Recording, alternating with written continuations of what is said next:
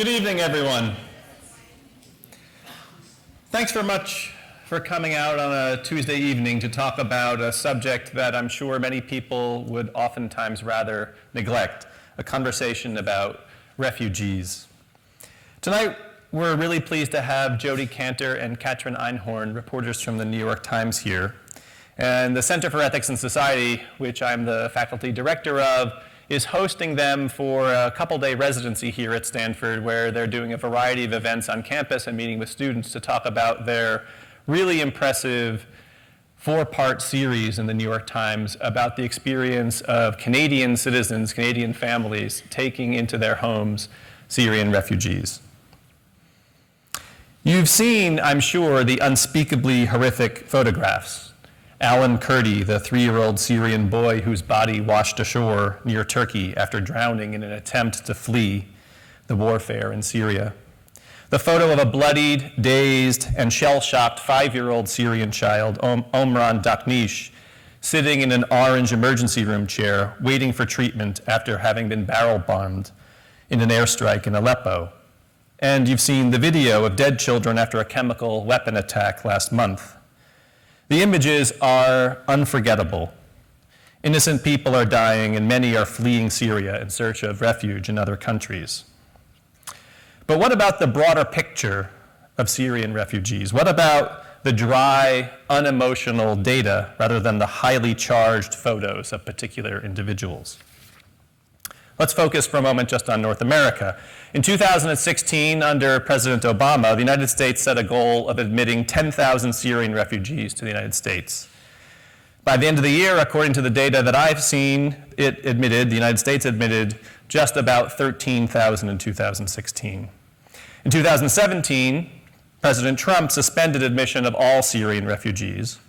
And it's not just Syrian refugees who are being rejected. Under President Trump's executive order from January, the maximum number of refugees from any country will decline from 110,000 to 50,000 in this year.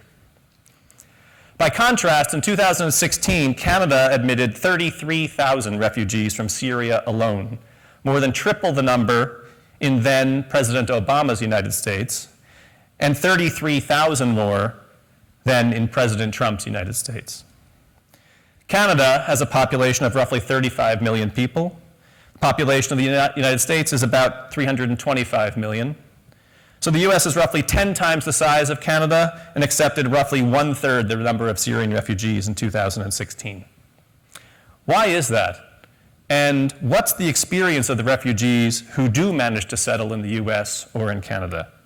Now, that's a story for many people to tell, for academics, scholars, social scientists, humanists, doctors, humanitarian relief organizations, and journalists to tell.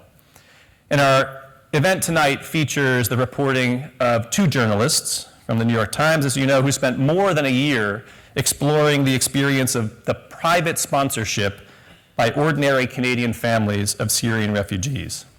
The volunteers were book club members, hockey moms, poker buddies, and grandmothers, and many with little or no connection to the Middle East.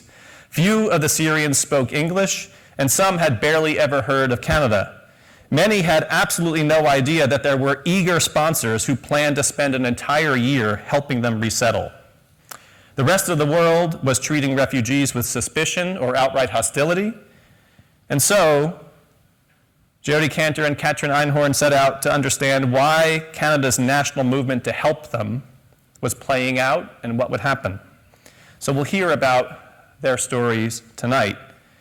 This event is part of an ongoing series of public events under the heading of the Ethics of Democracy, and tonight's event is also generously co-sponsored by the Abbasi Program in Islamic Studies and the Honda Center for Human Rights and International Justice. And to let you know about the format, I'll give a quick introduction to both Jody and Catrin in just a second.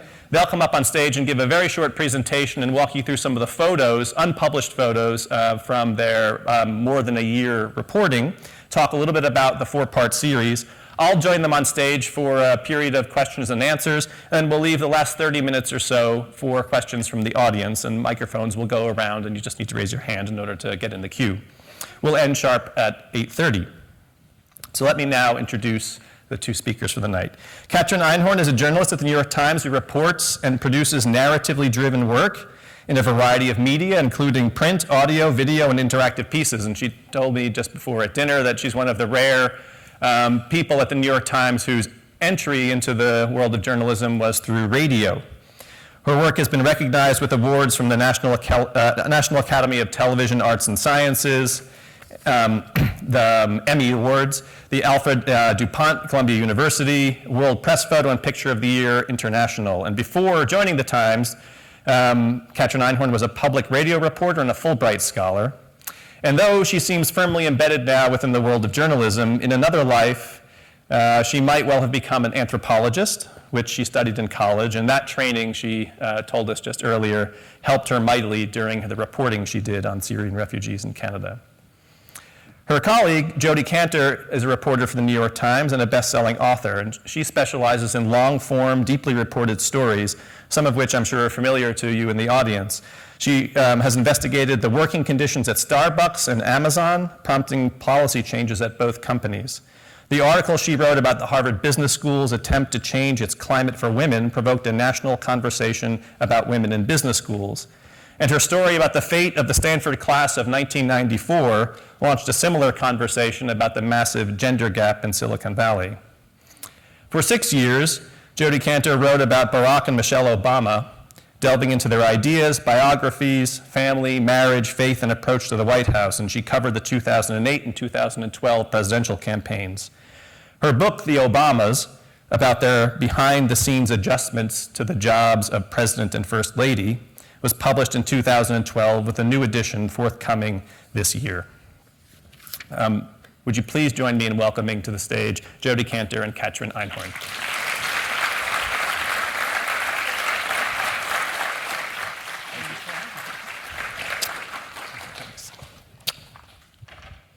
Thank you so much. Thank you for coming. Thank you, Rob, for having us.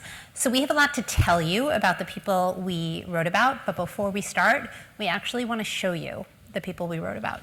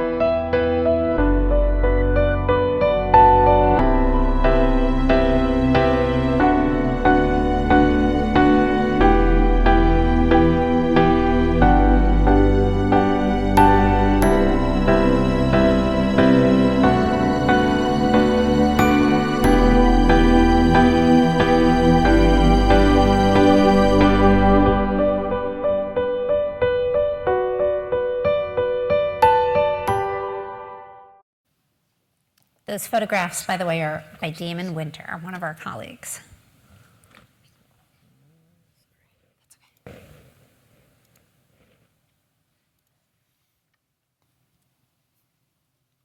Thank you. So before we sit down with Rob and really discuss our reporting and our findings, we wanted to walk you through the series we wrote and tell you a little bit about the story behind each story and why we were so drawn to this material and what we found.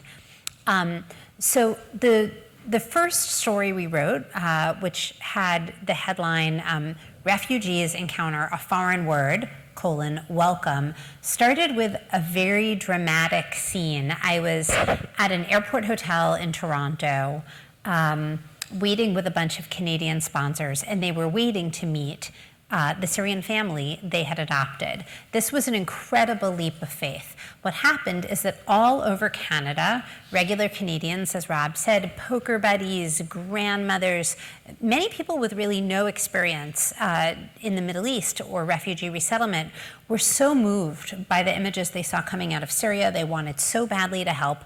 They signed up to do something called Canadian sponsorship. It's a Canadian system in which essentially regular people sign up to spend a year resettling refugees.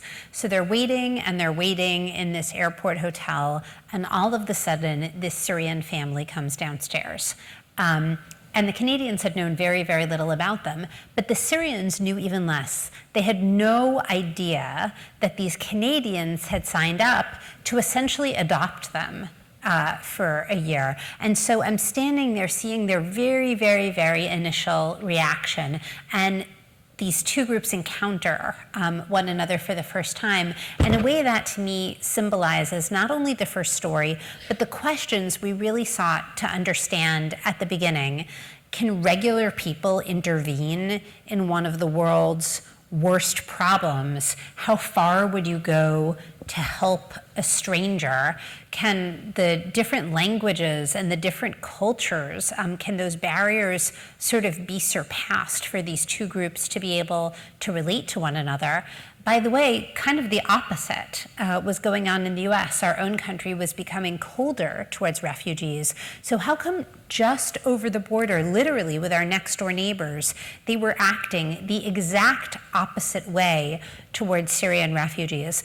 And then most of all, what I think that story is about, and what Katrin and I were so captured by, was just the drama of wanting to know how this was going to work out. These two sides were going to come together, and were they going to be able to forge a relationship? So that is a group of sponsors and refugees pretty early in the cycle of their relationship. Yeah, and then we were before seeing another group. And this is another group that we wrote about. The first story is about several different sponsor groups and families. And as you can see, this is Tim Hortons, which is like the sort of classic Canadian location. That's Wissam Alhaj, a Syrian mom surrounded by the sponsors who helped her. Do you want to start talking about the second story? Yeah, and so basically, that's the first story was published at the beginning of the summer, and we just found that we couldn't let go of the material, and readers were also very, very interested in the story and wanted to know what happened next. So we began making return trips to Canada, and what was fascinating about that stage was that on the surface, the Syrians were settling in pretty well. The kids were making fast progress. The adults were sort of beginning to get their sea legs. But the more time we spent with them, we saw that there was a drama going on under the surface that actually had to do with their phones. Not only do we have a gigantic global refugee crisis on our hands right now, but it's the first one that is kind of influenced by modern technology. For the first time, people who are really poor and who have no homes have an easy, free way of communicating with one another. And so we were finding the more time we spent with the Syrians in Canada, they kind of lived in two worlds. They lived in this world of Canada, which they were trying to get used to. And then there was the messages they were getting from their relatives back in Canada. That's Wissam Alhaj, and she was staying up all night because she was so consumed by the WhatsApp messages and the images from her relatives abroad. The Syrians had kind of won the lottery by ending up in Canada. They were being privately sponsored. They were getting tons of help, but they were so intimately connected to their relatives who were still abroad, in this case in Lebanon. And every day they were confronted by a daily barrage of images from Lebanon, from Syria, of how their relatives were suffering. And we found in reporting that story that really triggered difficult choices for both the Syrians and the Canadians. For the Syrians, it was, how can I step into my life in a new country? How can I acclimate when I know that my relatives are suffering so much? For the sponsors, it was, we signed up to sponsor and to help one refugee family, but in fact, it's not one refugee family. They're connected to all these people back home who also need our help, and they had to make really serious moral choices about how to handle that. And then for the third story, we knew that we wanted to write about a child, because as Rob said, these images, these just heart-sickening images of children, that they have engaged a lot of the world's population around helping Syrians. Well, what happens when you put children in a situation where they are allowed to thrive? And so we chose Bayan, who's in the middle there, as our main character, she's just charging into life in Canada. She's doing so well. She, didn't want to speak to me in Arabic through a translator, even though she would actually be able to express herself with more nuance in Arabic, and I was trying to get her to do that because I wanted her to be really fully expressing herself. She would refuse and only speak in English. And this raised, a lot of concerns for her parents. Just as the Canadians had been spurred to action by these images of children, the Syrians were spurred to take this terrifying decision of going to a country that they knew very little about, often for the sake of their children. And they wanted a better life for their children, but, as they see their children becoming assimilated to North America, there are some real questions for them about, what does it mean? What does a better life really mean? And who are my children becoming? And am I okay with that? And this is something that they really struggled with. So here we see Bayan on Halloween. She's trying on a lot of identities. And here she is in Islamic school. She hates wearing a hijab. She only wears it to go to Islamic school, and it's already a big, it's a contentious subject between her and her parents, and if she was back in Syria, it wouldn't be a question. And here she is in her room.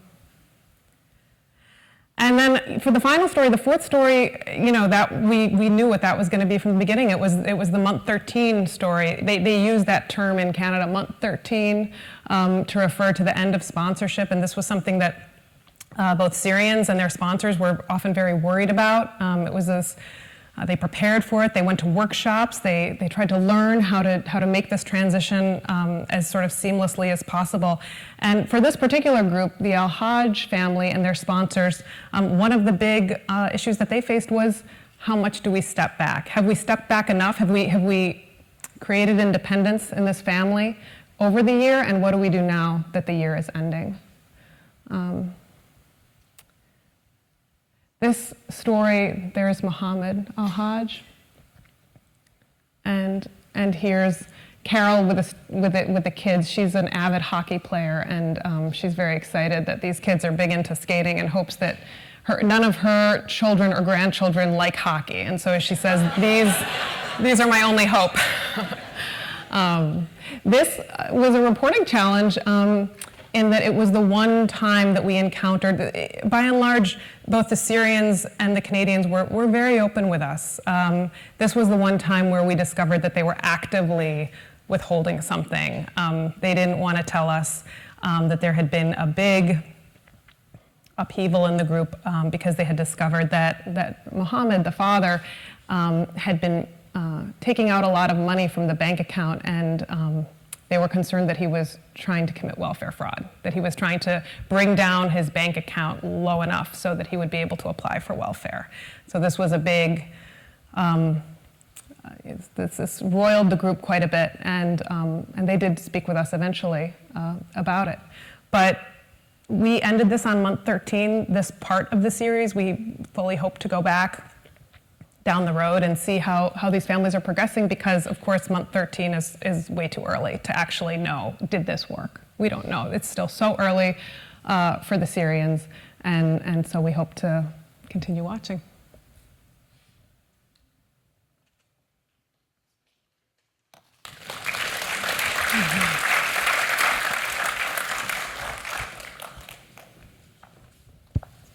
Okay. So, just so everyone in the audience, perhaps they haven't committed the four-part series fully to memory, or if they read it when it came out, they have a harder time recalling some of the details. Let's just begin with the nuts and bolts of some of the mechanics. So how did the scene that you described right at the start, Jody, with the Syrian families in the hotel meeting their host families, the sponsor families for the first time, how did the Syrians get chosen? Why were they lucky to land in Canada? How were the families identified? Surely they volunteered. Was there money provided to the families for the sponsorship or hosting experience? Just give it the nuts and bolts of how the whole affair began and then continued for a year. So the way it worked on the Canadian side is that Canada had this tradition of private sponsorship. It had happened in the 70s and 80s. A lot of people had adopted South Asians, and it was kind of revived in response to the Syrian refugee crisis. Canada basically had the exact opposite response of the US. When the photo of the little drowned toddler swept across the world, Canada had a kind of wave of national recrimination that in fact helped elect Justin Trudeau because he had a much more sympathetic message towards refugees, which actually helped him in the Canadian election. Contemplate that. So on the ground, Canadians are organizing, and they essentially had this feeling of like, we could have saved that little boy if we had taken action. So Canadian sponsorship had been sort of simmering along on the back burner, and Canadians swept in. And the point at which we found out about the story was when it became like a social phenomenon. I actually just found out about it from a friend who was from Toronto. She was visiting me in New York, and I said, what's going on in Toronto? And she said, well, everybody's adopting Syrian refugees. She said, kids at school are saying things like, Timmy's family is getting a Syrian refugee family, so mommy and daddy, can't I please have a Syrian refugee family for Christmas? And, you know, yeah, exactly. And Katrin and I are watching anti-refugee sentiment develop in the US, and so we were fascinated by this Canadian system, and essentially the fact that Canada was placing the opposite bet as the rest of the world on Syrian refugees. So picture all of these, you know, everyday people in Canada who are organizing these little groups. They're getting matched up through the refugee bureaucracy, which is so opaque that I honestly don't know if I can explain it to you, because nobody seems to really understand the system. It's a lottery. There's a really long waiting list. If you become technically a refugee by registering with UNHCR, and then you wait and you wait and you wait and you wait. And when you think about the randomness of it, you could be sent to Australia, you could be sent to Germany, you could be sent to Canada. You get a phone call one day making you that offer. So these Syrian families got out, they took this leap of faith, they decided to go to Canada, and that was really all they knew. They had very little information. So when they get to the airport and they're told these Canadians, out of the goodness of their hearts, have raised tens of thousands of dollars and have found you housing and are going to find your kids' schools and get you to the doctor and et cetera, et cetera, et cetera. They were stupefied and they were suspicious. Mm-hmm. They thought the sponsors were missionaries or much, much worse. And so part of the kind of drama of this whole construct is that even though they very badly needed help, they never asked for these well-meaning strangers to kind of invade their lives and take them over. Mm-hmm. And then, so that's a good explanation of what the refugee family, the Syrian refugee family, might be thinking or feeling as they show up in that hotel to meet the host family or sponsor family. And you also gave some information about how the sponsor families were sort of coming out of the woodwork, as it were, to offer to sponsor a family. And as you suggested, this is not a trivial undertaking. This was not, I'll write a check to the IRC for $100 or whatever it turns out to be to sponsor a kid or something in a refugee camp. This is take someone into your home, and not just one person, potentially an entire group of people for a year. That's the structure of the program, if I got it right. So the refugees don't all live in the Canadian homes. Some of them kind of stayed in the basement or the attic or the guest bedroom initially. Usually the Canadians raised money or donated money to find the Syrian families housing. Right. But there was, one of the things we discussed a lot is that there is a little bit of paternalism to the program, because, for example, sometimes the Canadians would rent apartments before the Syrians ever even got there. So did the Syrians even really have a choice of where to live? Right. And were the Canadian families given, say, training for the task of supervising and helping to steward the Syrian families themselves? How did the structure of the sponsoring end of things work? Yeah, there's lots of different ways to do it, but the main way that people were doing it, because it was the quickest and they were so eager to help, they just wanted to get the family as soon as possible, so they would do it under the auspices of an organization that has more experience doing this and basically backs them. So those organizations typically did require some limited training, like a session or two. And they did provide, that support, and they helped them figure out how to do the applications. And the sponsor groups were interesting because it was often a core of, say, 5 people who were very invested, who are hands on, feet on the ground, helping with a resettlement. Actually going and visiting apartments, finding an apartment, furnishing that apartment, checking on the Syrians, offering homework help. But then the sponsor groups were typically larger, so they were maybe 20, 25 people. Some of those people just gave financial support and maybe met the Syrians once or twice at a party. Mm-hmm. At a bar, at a get-together. Right. But there was usually a core group of people who really did the bulk of the work, which was quite intense. And it was interesting. One of the takeaways that some of the sponsor groups had was make sure you have some retired people in your sponsor group. A little more time. Yeah. So give me a range of the frequency with which the sponsor families would interact with the refugee families.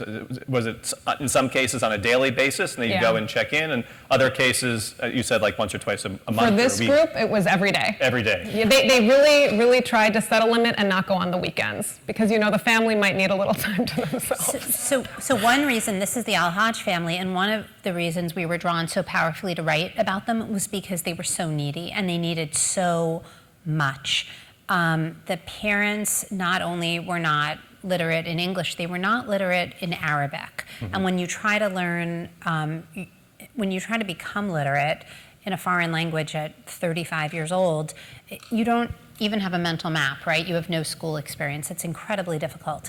And they also, this family had a really difficult time in Lebanon, even by refugee standards, which is saying a lot. They had fled Syria in 2013, and at that point they had 3 kids. Wissam became pregnant in Lebanon, and so amid this really hard life, her husband barely able to work, the family living in squalid conditions.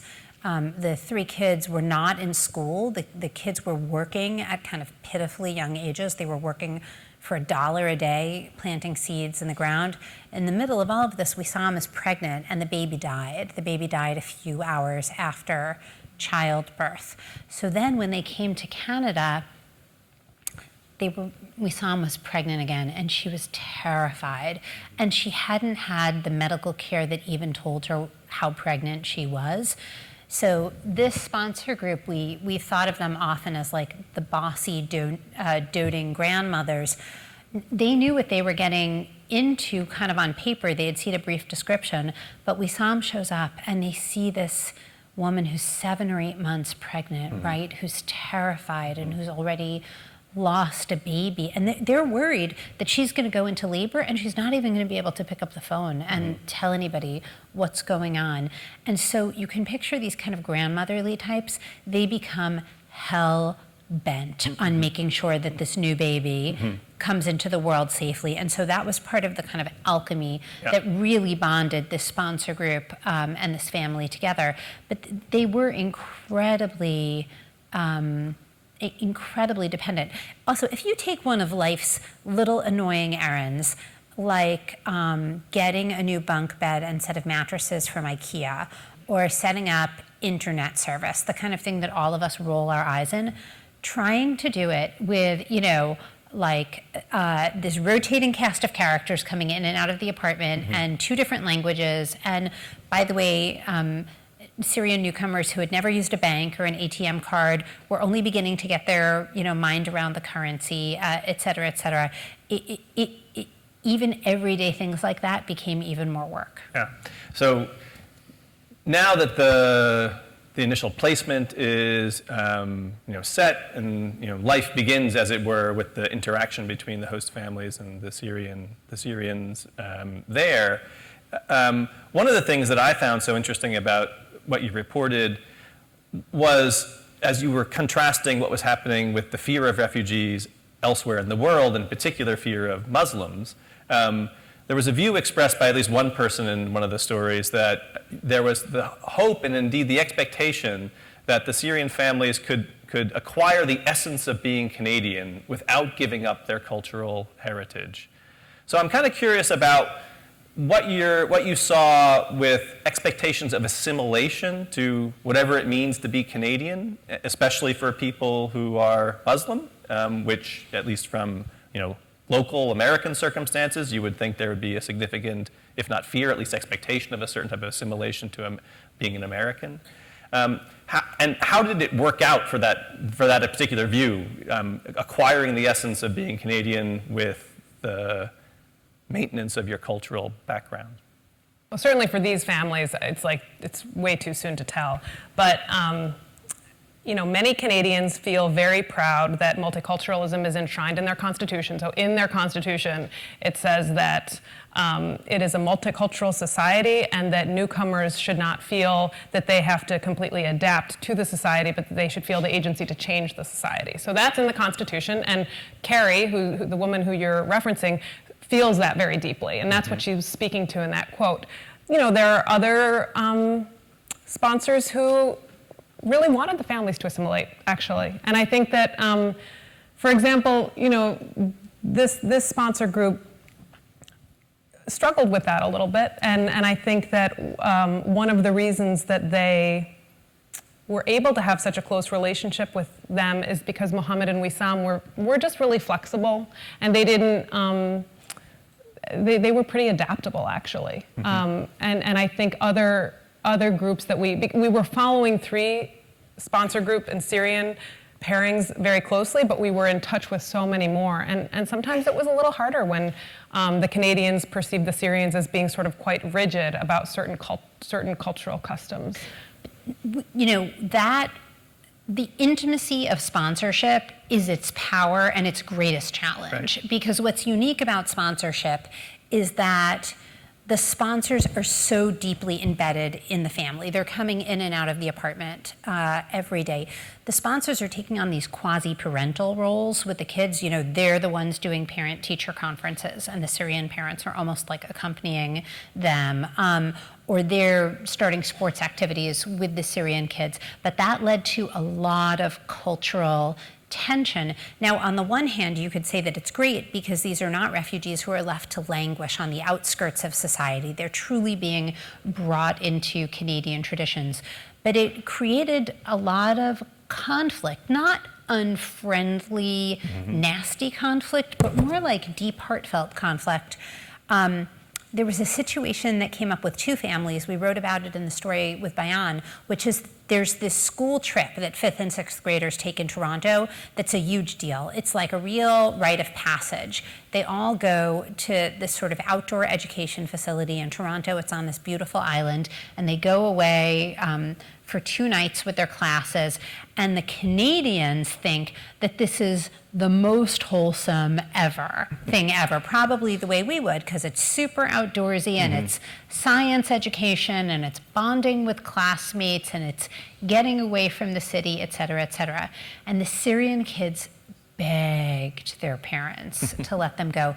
To the Syrian parents, this was the least wholesome thing ever. The idea of their young daughters going away with boys and sons, going away with the opposite sex, right, being far from their parents, doing God knows what, God knows where, was completely unacceptable to them. And the Syrian parents ultimately said, no, the kids are not going. Yeah, I mean, I think this wasn't necessarily a part of the story, but important to point out, refugees in general aren't people who asked to come into a country. They've been placed. They might be lucky in certain respects relative to other people they know who have not been able to be placed somewhere. But as you said, they could have been in Australia. They could have been many different places in the world. So unlike immigrants who are at least voluntarily showing up, as you said, the sort of the paternal role of the host family interacting with people who might in fact want to go back, even though they feel lucky to be placed. So talk a little bit about that. I mean, if there's any stories from people you met who, on the one hand,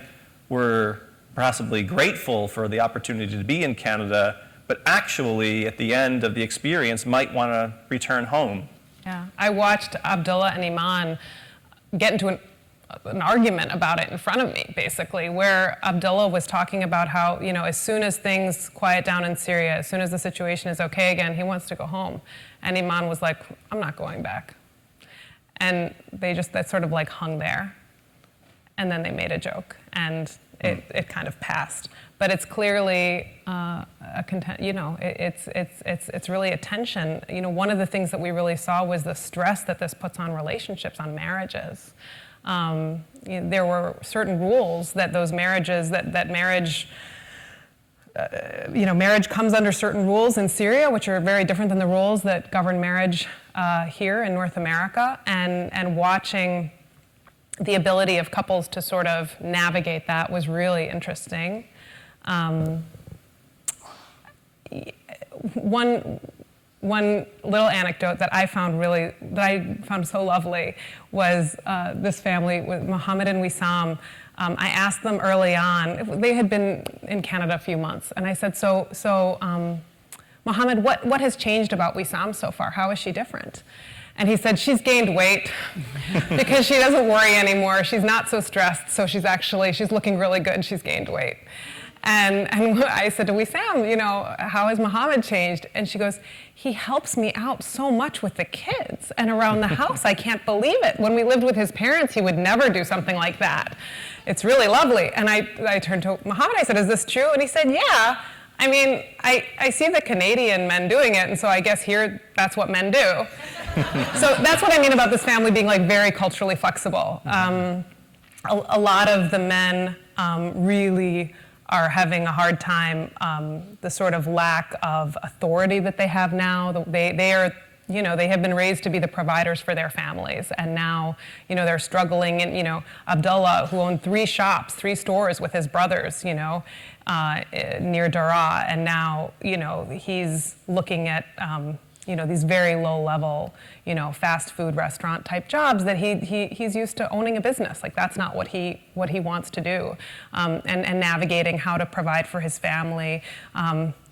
His wife was quite challenging. I think she gave him a run for his money in Syria, and she's now kind of more empowered to do that even. For example, she worked in Syria after having children. She was one of, she said, about 4 women that she knew who did that because she enlisted her mother-in-law, and she basically had her mother-in-law convince Abdullah that she should be able to go back to work and that the mother-in-law would take care of the kids. And now she really wants to work in Canada, except now there's no mother or mother-in-law, there's no grandmothers to take care of the kids anymore, right? So Abdullah is not as excited about this idea anymore. He doesn't think that someone who's not family should take care of the kids. Yeah, so I wonder if what you're describing is of a piece of, well, let me ask you in terms of prediction. So it's only, 13 months into the experience. It's hard to imagine what will happen over a longer run. But common sense and to, I think, a certain extent, some social science might suggest that for kids who show up in this scenario, they'll end up doing relatively well. The language they can acquire pretty quickly. They mix and mingle, and if they're in school, they can develop in terms of their talent and get into the labor market, et cetera, still have their dreams. Women, as you're describing, especially the family you were just talking about, experience a certain form of liberation, and they have a different type of place within the family and within society. Whereas the men, by contrast, are having, if not lesser social status, at least a significantly different social status internal to the family and in society. And do you think that their experiences are perhaps the most fragile or precarious over the long haul? You know who are the most fragile of all? Is the people who come when they're like in their 20s. I think actually, or they're like late teens, early 20s is a really vulnerable age. I mean, think about late adolescence, early adulthood. Moving to a new place for anyone would be leaving all your friends, not in a prescribed way like going to college, but in this kind of way. It is really hard. These are people who have really intense ambitions for themselves, but now they can't realize them in the way that they might have. The parents of children actually are kind of willing to sacrifice their lives for their children. Mm-hmm. So like if they can kind of say like, you know what, this is not going to be what I thought it was going to be. I'm not going to have the life I wanted, but like if my children are going to be okay, I can live with that. And then as you said, the younger kids do great. Yep. But it's those, I think that those are the most vulnerable people. And second to them, men and women, I would say, and then, or young men and young women, and then second to them is the men, and just how they really struggle. It's interesting, to a family, we've been in touch with so many families and sponsor groups, the women are learning English so much faster than the men, and I don't know how to explain that. And we were trying so hard to check our own biases going into this, and we did not go into this project under the assumption that these were oppressed Muslim women who were craving liberation. Exactly. And we fought that. But meanwhile, the reality was that the women have embraced opportunity in such a powerful way. The woman that Katrin was just talking about, her name is Iman, the one who was the nurse in Syria. So on the day I met her at that airport hotel during that very dramatic scene, when she shows up, she's wearing a niqab, meaning she's really, really, really covered from head to toe, and there's only a little slit from her eyes. So I'm like, okay, I get it. She's like the uber traditional, Muslim woman. Initially that first day, she only ate standing up in the kitchen while everybody else ate seated in the living room, very sort of overtly deferential to her husband. No. Within a few visits, it became very, very clear that that was not the case. And amazingly enough, within really about 3 months of getting to Canada, Iman not only worked before her husband did, not a regular job, but kind of a side gig, but she became a kind of counselor to other Syrian women. She had been a nurse in Syria, and she said that the thing she liked the best about being a nurse was really being able to listen to people's problems. And she was very psychologically oriented. She was very interested in the trauma and stress that other Syrian refugees had experienced. And so she got very involved in basically facilitating 2 different groups. Catrin was actually able to attend a session of Syrian refugee women who were all coping with this new life in Canada. And I mean, maybe you can share a little bit about it, because it was really an extraordinary scene. It was really fascinating. They just taught, there were 3 of the women were charged with sort of guiding the group, and it's a certain program that was administered through a nonprofit there. And so they were sort of loosely trying to guide the discussion around sort of coping mechanisms, and really, for example, this idea of flexibility, which she talks about a lot with Abdullah, is like, try and be flexible, try and be flexible. So there was sort of these sort of like admonitions, but really what it kept going back to was just women sharing experiences and telling the stories of what had happened to them back home, what was happening to them in Canada. It was so interesting, the time that everyone in the room started crying was when one woman was speaking, and her husband wasn't really able to find a job, but she had been offered a job. And so it was working in this little jewelry shop, I think, or a little clothing store. And she was fine working, except for that her daughter was really sad about it, and would, throw her arms around her mom and say, don't leave me, don't leave me. And, the mom started crying and just said how hard it was to leave her daughter. And it was so interesting. I mean, of course, it's like working mothers everywhere who can identify so readily with that. They also talked about, the kinds of things that people go through, not just the stories of war that you would imagine, but, one woman had a child with cancer in Jordan, and so she was trying to get him treatment, for cancer, and now she was here and she was dealing with that.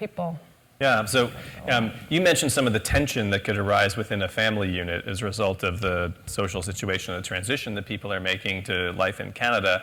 And Jody, in your introduction, you mentioned the possibly novel circumstance amongst a really large refugee population of now having cell phones and social media opportunities for communication. And so among the most interesting things, especially from the standpoint of someone who works in the Ethics and Society Center, was reading about some of the ethical dilemmas that arose partly because of the use of these communication devices, which on the one hand are fantastic. I mean, relative to the experience of my grandmother, for example, who came over from Germany and didn't know for years whether her extended family was still alive, had no communication with them of any kind for several years. These families that you wrote about were communicating on an almost daily basis, and not just texts, but photos and even videos of what life in Canada was like.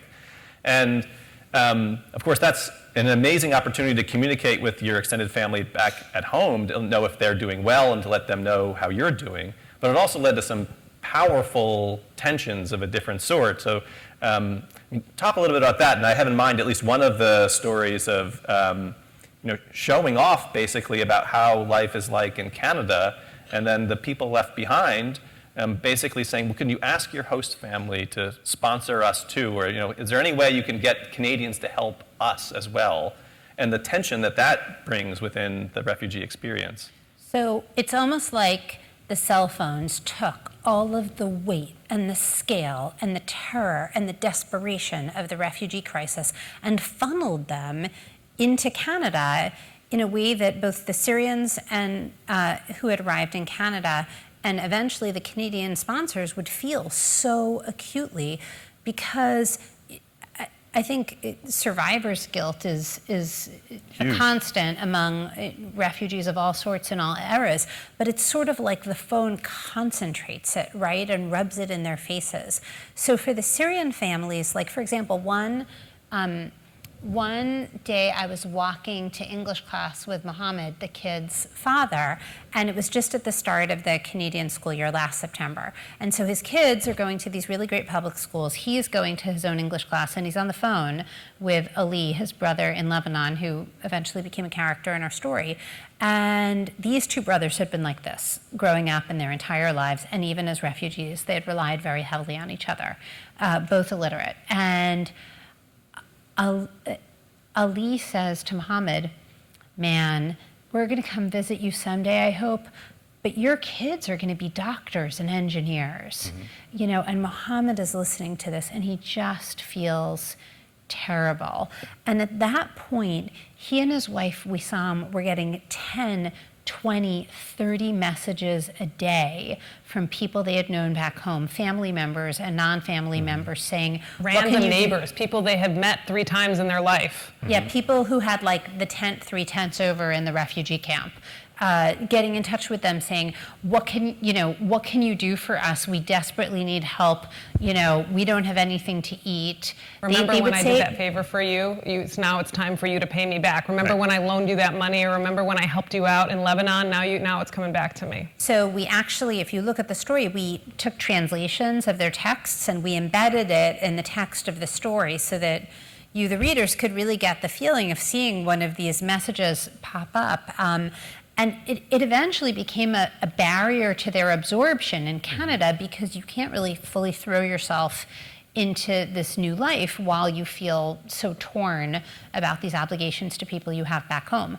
For the sponsors, once they found out about it, it created, I think in a way there was something incredibly authentic and true about it, because these comfortable Toronto citizens were confronted up close with the unmediated desperation of the refugee crisis. But they really had to make a hard decision, because they had already helped so much. They had done this extraordinary thing called sponsorship, which is much more than most other people in the world had done. They had given so much time, they had given so much money, but then they find out about all of these relatives that need help, and they really cared about the Syrian families. So they had to answer questions like, well, do we try to bring over a second family even though we already have our hands full with the first family? Well, if we try to bring over a second family, who is it? These Syrian families are absolutely enormous. Should we ask the Syrian family to choose which relatives we bring over? But then they thought, no, that's kind of like a Sophie's Choice situation. Right. Maybe we should do the paternalistic thing and choose for them so that they are spared the choice. And then it also became kind of like a cash question. For example, one sponsor group we wrote about found out about a kid, like was it a niece or a nephew of Abdullah's, who was a baby, who was born with what seemed to be club feet and club hands. And that's the kind of condition that you really have to correct in the first year of life.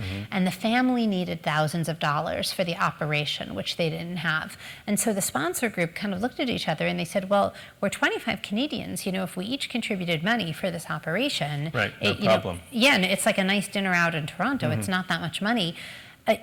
Should we do this? This is this kid's health on the line. And yet, if you do that, where does it end? Where does it end? Yeah. All right, well, we're going to open up to questions in just a minute, but I can't resist not asking about a comparison to our lives as Americans and what you experienced in Canada. So, one way to think about this would be that if but for 200,000 votes in the November election, we might have a different president who had a very different policy orientation toward Syrian refugees and refugees in general. And had Hillary Clinton won, one wonders whether or not America now would be accepting many more refugees than is currently the case under President Trump, and whether it would be all that contentious. I mean, surely it would be somewhat contentious, given American politics and the dynamic in the US.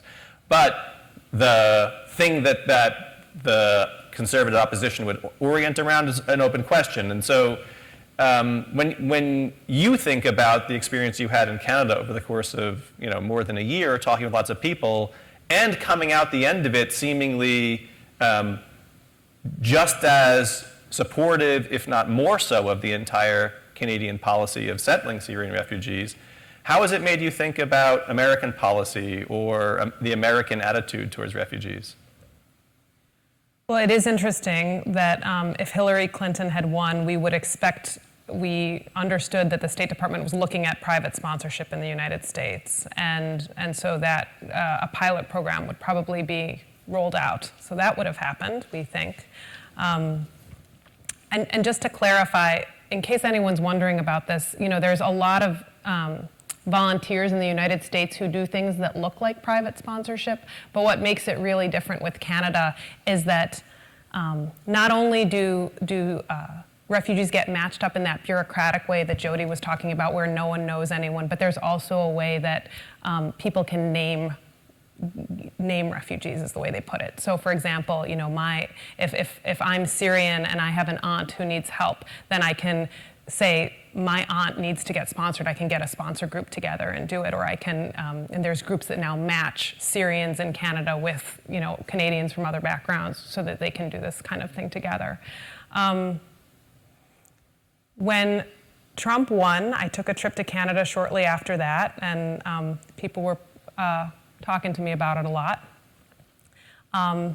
They lived through a conservative government, before Trudeau, and I think they sort of so there was some sort of like, you're going to be okay that they offered. These are very liberal Torontonians, so they certainly come at it from a very political certain lens. And then other, there was also a lot of fear of sort of the Trump effect in Canada among the sponsor groups. And would they see this sort of xenophobia start taking place there? I think what really struck me the most is that refugee resettlement is really hard and really problematic in so many different ways. The language, the cultural adjustment, the barriers to really succeeding in a new world, the fact that even if you do really well, you may be working in a menial job your entire life. Those are real challenges, and also sponsorship has all sorts of obstacles and complexities and pitfalls that we wanted to chronicle in detail. We didn't want to write a kind of like feel-good, rah-rah story about this wonderful thing these Canadians were doing. We wanted to get into the meat of this really ambitious thing and whether or not it was going to work. But even as Katrin and I were absorbed in that story, what really struck us about the contrast in the United States is that the refugee debate here wasn't really playing out on a factual basis. Trump on the campaign trail, and then when he was elected, he went on TV saying things like, Syrian refugees are people who are coming to the United States to do tremendous harm. And that's just not true. You know, so it's not that we have a point of view on really what refugee policy in the US should be, but I think we felt like in Canada we were watching a debate that in a way was playing out more based on the reality of what it really means to resettle a refugee and that complicated thing that all of the complicated issues it raises. Whereas in the US, we often listened to the rhetoric and said, this is all based on kind of like an imagined idea of who these refugees even are. So do you have a take as a journalist, especially someone who follows politics in the current Trump administration, and for you, Jody, back with the Obama administration? I mean, the one moment in recent memory where President Trump seems to have been genuinely moved by the plight of Syrian refugees was seeing the video of the chemical attack, and then in fact, in the press conference, seemingly very moved about innocent babies, and this is just unacceptable, and ordering the strike. How do you think that moment augurs for the future? How do you explain that reaction to the video as opposed to any of the other images that I talked about at the beginning of the introduction? Well, I certainly cannot resolve the contradiction for you of why President Trump is willing to strike Syria but not accept Syrian refugee children. I think that's a question a lot of people were asking. You don't have a take on that one, Katrin? No. I'm going to leave it there. Leave that one alone. All right. Well, with that, let's open the floor to questions. There's microphones within the aisles, and they'll go around. It looks like we've got a question over here. If you could just give your name when you ask a question, and keep it to a question rather than a statement. Hi, is this on? It is. Okay, great. Hi, my name's Aku. You started to get at this, Katrin, in your discussion of how there are now Syrians in Canada sponsoring Syrians to come to Canada. In the series, you profile 3 groups of white, Jewish, or Christian Canadians sponsoring Syrians. So I was curious if you encountered Muslim groups or groups with ties to the Arab world sponsoring Syrians, and how the dynamics of those groups were different, what you learned from them, and just what the experiences were. Yeah, these groups actually were not as white as they look, but the people of color in the groups did not want to participate. So, well, this group is actually as white as it looks, but one of the other one wasn't. You know, we didn't know when we started following these families and these sponsor groups, we didn't know exactly what form the series would take, right? We didn't know what was going to happen. And really, we just started following these 3, thinking that maybe we would land on one. We didn't know that we were going to kind of go back and forth between them. We did really set out deliberately to look at Canadians who had not been involved with sponsorship before, who did not have a connection to the country, because this was the wave that was sweeping Canada. You know, all along, for decades, people have come from other countries to Canada and sponsored relatives, friends. That's been going on historically, and so that wasn't what was new.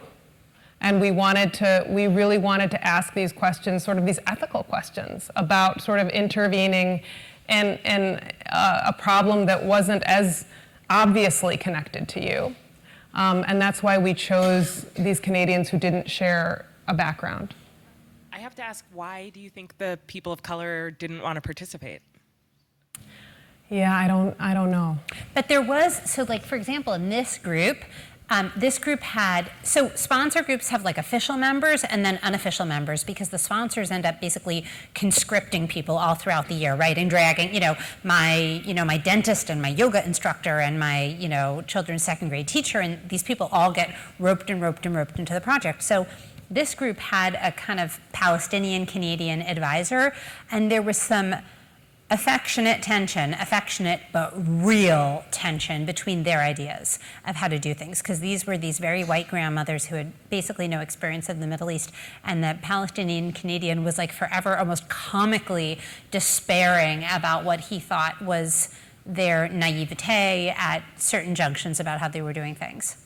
Yeah, and he brought up some, unfortunately, he would not allow us to quote him in the stories. I cannot tell you how many hours I spent on the phone with him trying to convince him to let us quote him, because he had such interesting perspectives on things. And one thing that he thought was that every sponsor group needed to have someone who has both deep roots in the Arab world for Syrians, and who was not a newcomer, who had lived in Canada or had deep experience in Canada and deep experience in the Arab world, and that you need that sort of that mediator between the two worlds, and he, provided that. He was very hard on the sponsors for, as he would say, they're too nice. They just, he was. It's interesting because we were so conscious about issues of paternalism, but this particular Palestinian Canadian guy was like, they just need to tell him what to do. They just need to, So I was like, okay. Yeah. We have a question over here. Yep.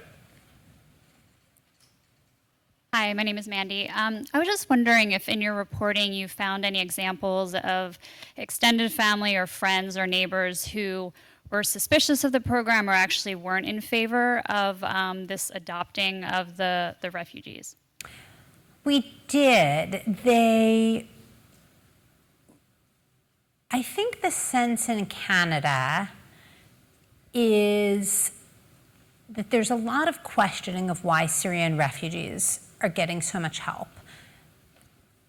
There wasn't a character in the series who kind of represented that idea, because those people, of course, did not become involved in sponsorship. But people saw that extraordinary uprising to help Syrian refugees, and it raised a lot of questions, right? Why aren't Native Canadians getting this kind of help? Why aren't we doing this on an everyday basis to help the poor? And then even among refugees, why Syrians, right? There's a backup of refugees who want to come from Africa. There's a backup of refugees who want to come from Central America. Can we really say that the Syrian refugees are, suffering more, or are they kind of like the cause du jour? So there were a lot of questions that came up about that over the course of the series.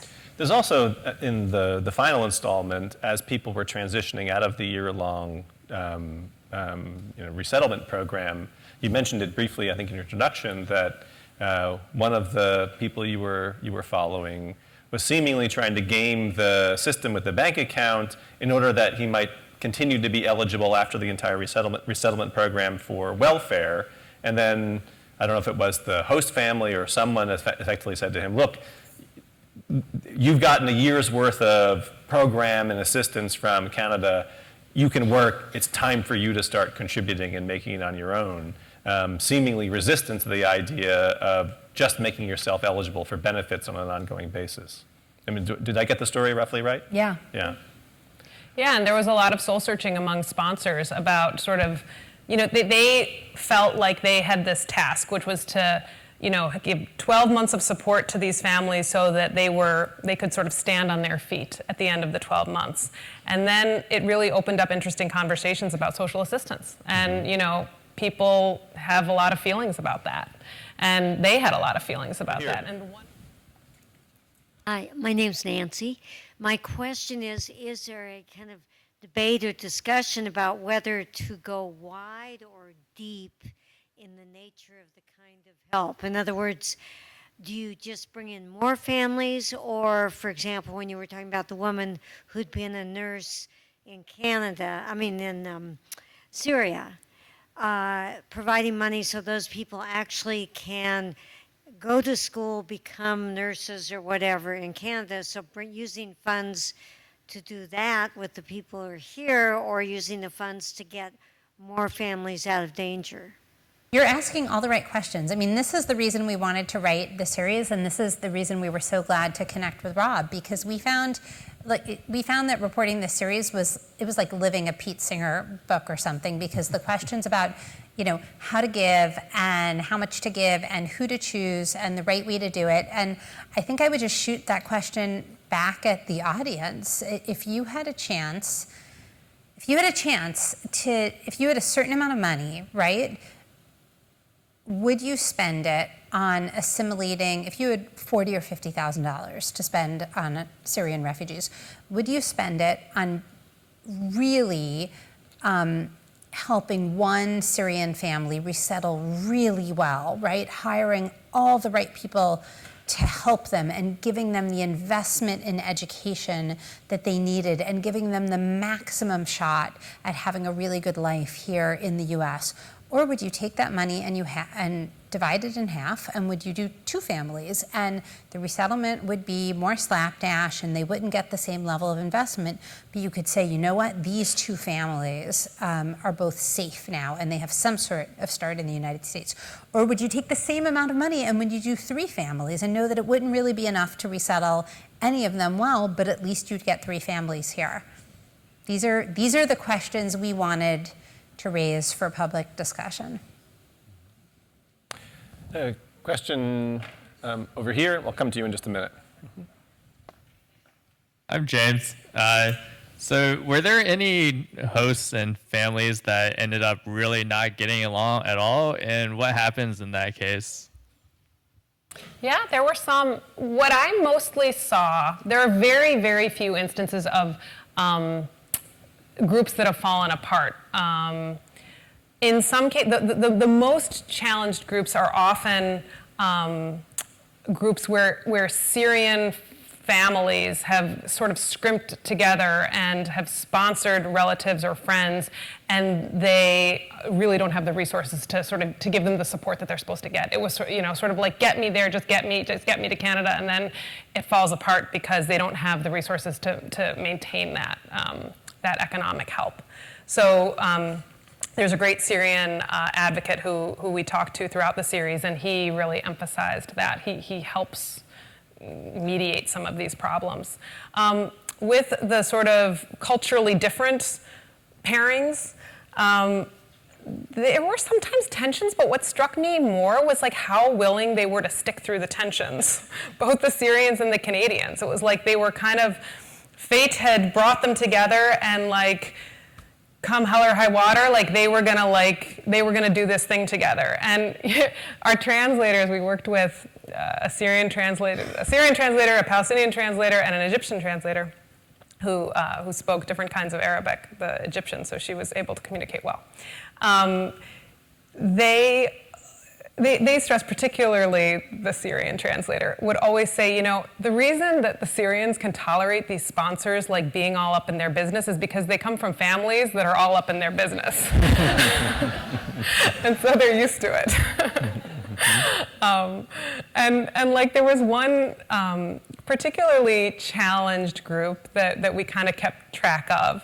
And this was a quite wealthy Syrian family, a husband and a wife and their daughter.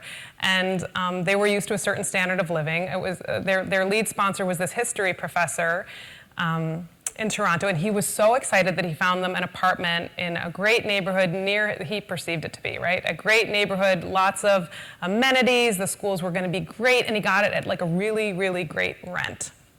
And they had just redone the bathroom and the kitchen, and the landlords were actually Turkish, and so they were gonna have some, ability to communicate, and it was great. And the Syrians took one look at the apartment, and they were not happy. Like they were like, it's a second floor walk up. Like we don't want to walk up the stairs. And where's the washing machine? And when are we going to get to have a car? And that was like tense. But they like pulled through it. And I was just talking to him like on their month 13 when it was ending, and he was just talking about how deeply they cared for each other and how they were going to keep in touch. And it felt a lot like the way that families talk about each other when you might not agree with each other, but you're kind of lumped together and it's family. There's a bit of that dynamic, I think, that often arose. Was that a common? I mean, you're talking, it sounds like, about love after 12 months, something in that neighborhood. Was that frequent? Well, we've talked a lot about like whether it was love or not. I think in many cases they were in love. I mean, for example, who was it? One of the sponsors in this group, I'm trying to remember who it was, Peggy. I was trying to get her to talk about like her feelings. She's like a very like emotionally reserved, like in conversation, quite reserved, is not going to be very effusive in the way she describes her feelings.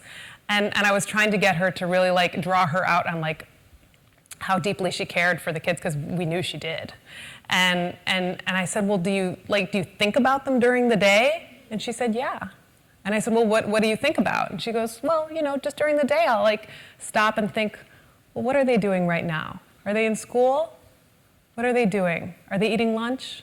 And it's like, if that's not love. What is, yeah. Yeah, there's a question over here, and do you have a question right here? There's one in the front row, I think. Yep, right over here. And then we'll come to you next. Right over here. Hi, my name is Jennifer. So my question is about the interview process. Could you tell us a little bit more about the process of building trust with your interviewees and what that was like? So we started, Katrin started because I was still on maternity leave, by reaching out to sponsors. And we connected with them first because in many cases the Syrians hadn't arrived. And in most cases, not all, we couldn't reach the Syrians until they got to Canada. So the sponsors mainly understood what we were trying to do. They couldn't really sign on to the project before the Syrians arrived for obvious reasons. The challenge was explaining to the Syrians what we were there to do and building trust with them. It was incredibly awkward. I can't tell you how I stood, that day I stood at the airport to greet that one Syrian family. I mean, here they were coming to a new country. They didn't know anything about Canada. They didn't know they were going to be sponsored. They were getting their first glimpses of their surroundings. Did they know the New York Times? No, well, also these were,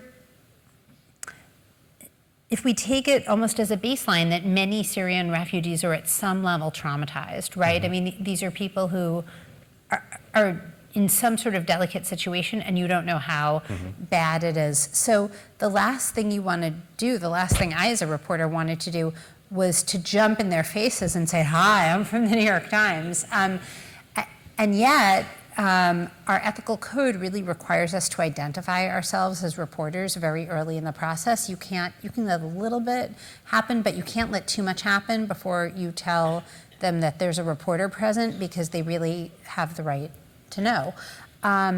So the translator helped me. The method we came up for that day is that the translator was just going to help me very quickly introduce myself and note who I was, but then I was going to say basically nothing else for a couple of hours. And also I knew that, I went that day knowing that I might just have to throw everything out in my notebook, that if they didn't agree to participate, it was just going to be a wash. So the most difficult part of the reporting process was building trust with the Syrian families. They were mostly very reluctant to participate in a newspaper project. Assad Syria is an authoritarian regime where journalists are instruments of the state, where speaking up can get you in real trouble, where even the wrong like on Facebook can attract dangerous attention. And so even though the Syrian families understood the motivations for the series very well, they didn't necessarily want to be involved. They didn't want to have their names and their faces in the paper. And we came to this torturous point early in the project because we had seen enough to know that at least we thought it was a really, really great story, and we had a lot of material, and we're seeing all of these compelling scenes unfold before us, and yet we don't know if we're going to be allowed to use any of them. And at that point, I think what helped the most is that one of the virtues of working at the Times is that it's actually a lot like a great university, in that there are all these brilliant people in different departments who have all sorts of experiences. And we went to our colleagues who had done a lot of reporting on the Muslim world, Anne Bernard in Lebanon and Andrea Elliott in New York, and we laid out the situation for them and we asked for their advice. And what they said is just spend time with the families. And they actually emphasized like not coming in all sort of like reportery and journalisty, but just really trying to be human beings. At one point, you know, I had a 5-month-old baby when the project began. So Andrea at one point was like, bring the baby to the Syrian families. I was like, I am not doing, that's the last thing I need is a baby on a work trip. But in that spirit, now you always have to make it clear that you're not there for social reasons, that, you know, this is part of a journalistic project. But we really did try to come across as human beings. We did show them pictures of our children, and we also did as much as we felt we could do to make them comfortable. If you read the first story, it's not about one family, because we understood at that point that that would be way too much pressure for any Syrian refugee family to carry the weight of a 5,000-word story. So that's about 3 different Syrian families coming over. Well, one of the families was cool with it. They would have been actually 2. But one of them felt much more comfortable if they were part of a story where they didn't want to be the only family that was profiled. So we really just had to get to know them and earn their trust. And then this is often the case in journalism. The critical mark for us was publishing the first story. And it was very tense for us because we knew we wanted to do more. And also, by the way, even though they didn't speak English and in some cases were illiterate, we still had a responsibility to not only fact check everything with them beforehand, but to make sure they had really seen and understood the story after it was published. So we spent a lot of money on translators in this project, because we were not only translating interviews, we were doing things like sending the translators over to their houses after publication to kind of translate the article for them in real time. But they were so happy with the publication of that first story, and they were able to really see what we were doing, and they saw that the response was great and that it was getting a lot of people around the world interested in private sponsorship. So that was very helpful. Got a question right here in the front.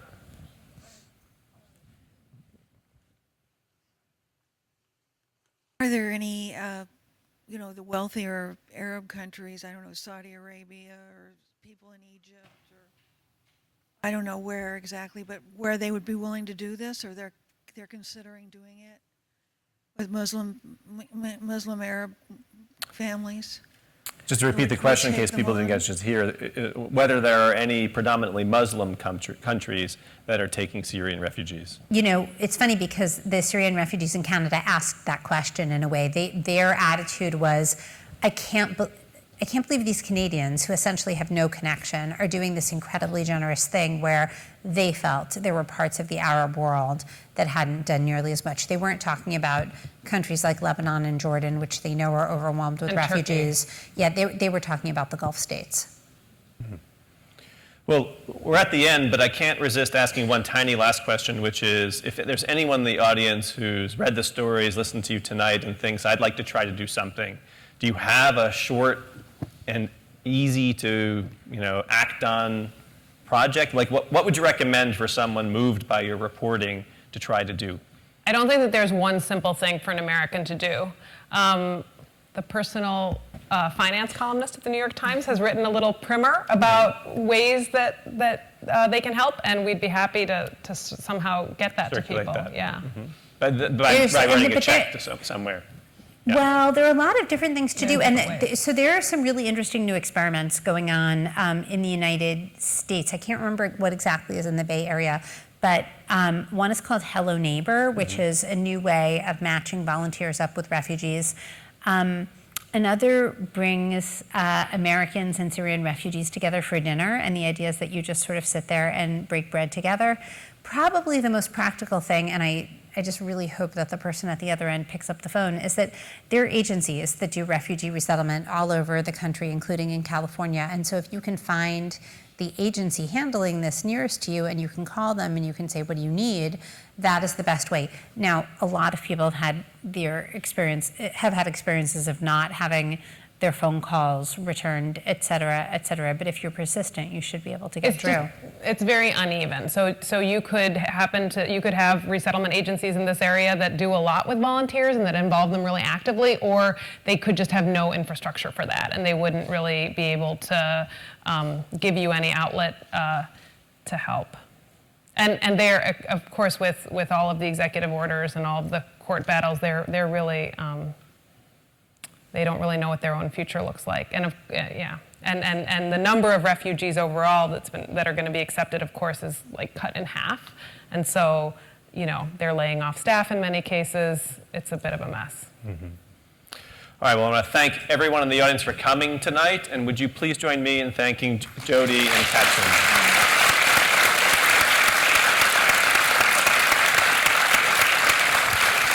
Thanks so much. Thank you.